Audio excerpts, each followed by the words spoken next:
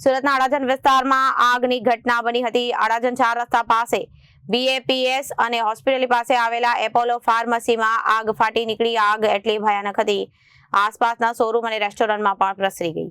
સુરતના અડાજણ વિસ્તારમાં આગની ઘટના બની હતી। અડાજણ 4 રસ્તા પાસે BAPS હોસ્પિટલની પાસે આવેલા એપોલો ફાર્મસીમાં આગ ફાટી નીકળી હતી। આગ એટલી ભયાનક હતી કે આસપાસના શોરૂમ અને રેસ્ટોરન્ટમાં પણ પ્રસરી ગઈ। TVS EVO શોરૂમ અને ક્રિષ્ના રેસ્ટોરન્ટમાં આગ પ્રસરી અને 5 થી વધુ બાઇક, મોપેડ સહિતના વાહનો બળી ગયા અને ફાયરે ભારે જહેમત બાદ આગ પર કાબુ મેળવ્યો। ધોબી deputy chief fire officer Rander zone વહેલી સવારે 9:34 ને 50 સેકન્ડે ફાયર કોલ મળ્યો હતો।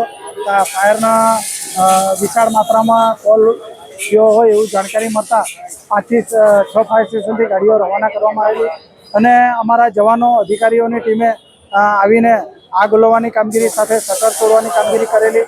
વધુમાં અન્ય દુકાનોમાં આગ ન પસરે એનું ધ્યાન રાખીને એ આ દુકાનોને પણ બચાવી લીધી છે।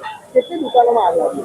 લગભગ 3 થી 4 દુકાનો હતી, એમાં આગ લાગેલી હતી અને બીજી 3 થી 4 દુકાનોને બચાવી લીધી।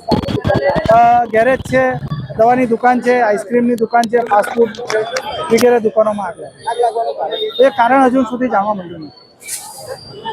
Bureau report, Janadesh news.